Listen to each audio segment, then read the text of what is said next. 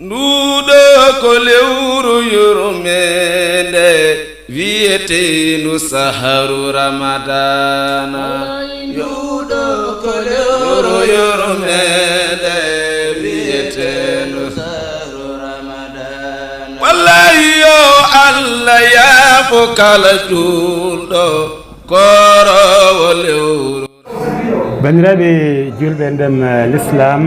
on calminama inde kono kadi on manama e jettode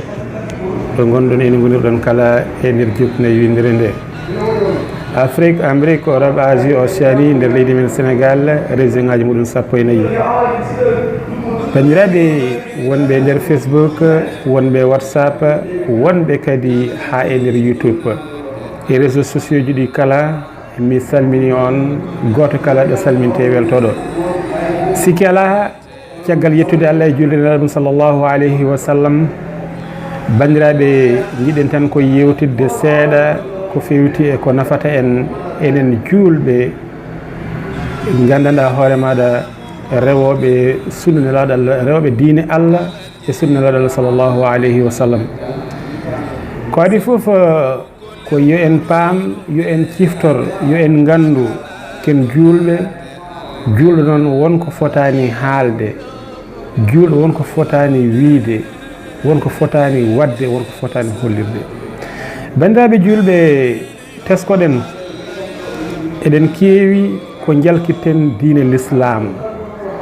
tawa eɗen jaadin ɗumenam e ko jalni eɗen jalnoro ɗumenam taw moƴƴani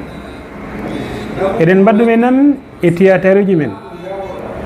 eɗen mbaɗa ɗumenam e gueɗe kewɗe bandiraɓe julɓe teskoɗen ko mbatten ko no moƴƴi ganden julɗo de so tawi o wi ko julɗo laatima o woni julɗo o foti ko hulde Allah o ɗofto sunnelaɗo Allah sallllahu alayhi wa sallam o reeno seyfidde e jalkidde diine o e sunna o holi fof no julɗo darorto wiya ko julɗo habbira wona e janngude simore haala e nder heen enen noddira inde neɗɗo walla debbo muɗum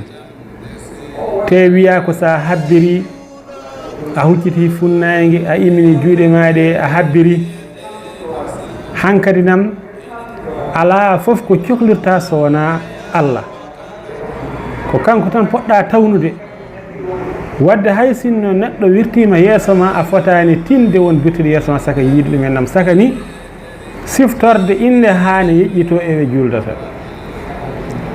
e gueɗe kewɗe baade hono noon e yaade ene haala konnguɗi ɗi pewani e julde bandiraɓe julɓe tinnoɗen garten hakkillaji men ɗon fannu kono noon kadi ko wona ɗum ko ɓuuri en imminde e haalde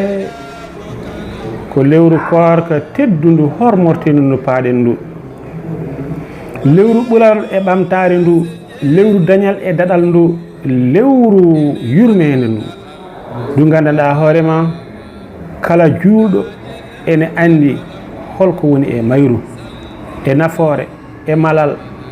so tawi kay a fiɓi ha tiiɗi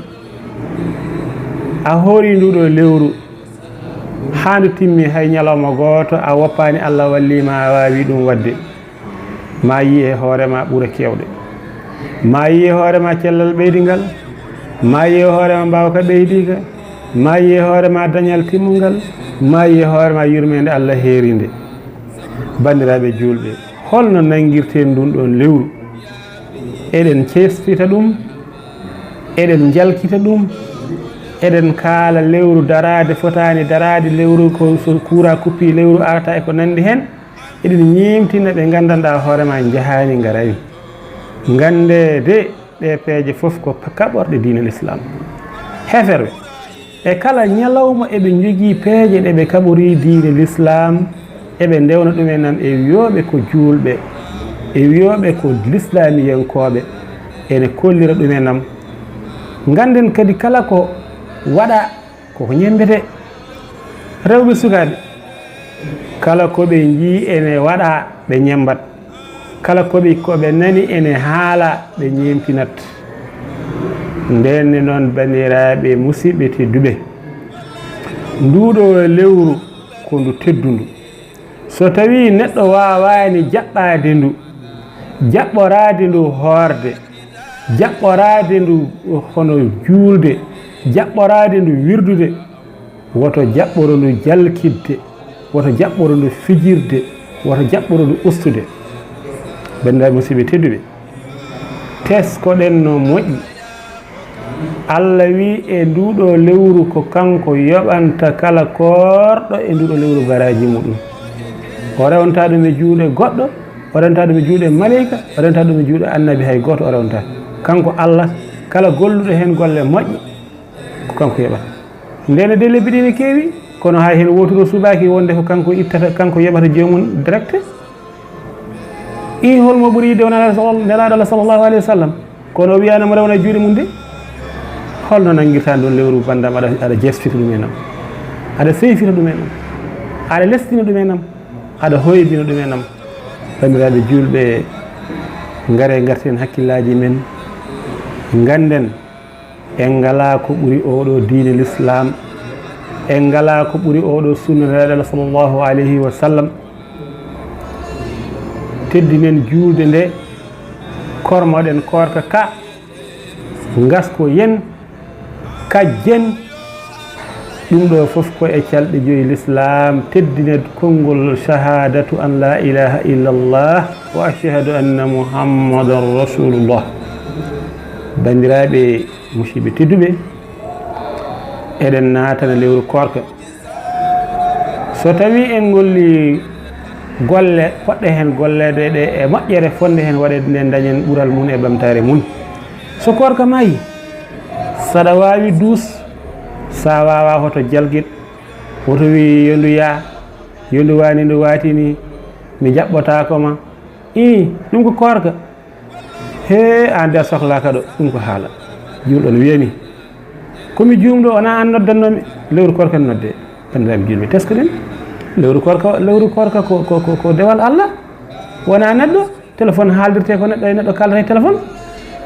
wadde nen ƴeewen ko kalten ko bandiraɓe julɓe ƴeewen kalten ko heefereɓe ene punte en eɓe kaɓoro diine l'islam e banggueji foof no mbinomi nani ni eɓe ndewa e julɓe ɓe ɓe gadda ngaluji mabɓe ɓe komta en oɗo réseaux sociaux mo gonɗen kala mo renaki hen bonna hen diine mum aybina hen hoore mum tawa yet fotani wonde ko moƴƴi ko kutorɗen ɗumenam kala ko Allah addi kala ko tubakoɓe jogui julɓe jeeyi holno julɓe jeyri soɓe kutorima hen moƴƴere nde soɓe kutorima hen diine l'islam o soɓe kutorima hen sunna nelal sallllahu alayhi wa sallam ko kamɓe jeeyi waɗi ko yeeso e caggal yeeso ngo ko moƴƴinde soɓe daari yeeso ngo ɓe moƴƴi soɓe bahlati bonande nde e mona bandaɓe julɓe tinnoɗen e diine men yo Allah rokku en tawede lewru ndu e dow jaam o rokku en yaltirde e alhamdulillahi rabbil alamin bandaɓe musidɓe tedduɓe oɗon jarlo oɗon jaafo oɗon gacci hakke ko hunde nde ganduɗa jiɗɗen wostodirde miijoji wona gandal men fol tolni toon kono ko yidde men e muusde en ko jiyeten ko walla ko naneten ko saabi en haalde eɗen ñaagui noon bandiraɓe goto kala nde wattata hen hakkille mum bawɗo haalde ko ɓuuri ko kalɗen ko yo yaltu haala woto goppiden ɓe e sagoji mabɓe eɓe nela ɓe gonduɗen eɗen mbiya ko julɓe no men ene ceyfita diine l'islam o calɗen ɗumenam haza assalamu aleykum wa rahmatullahi taala wa barakatuhu ko musidɗo moɗon Basiru Ɓan gorko mo Madina Gounass Allah jarama on jarama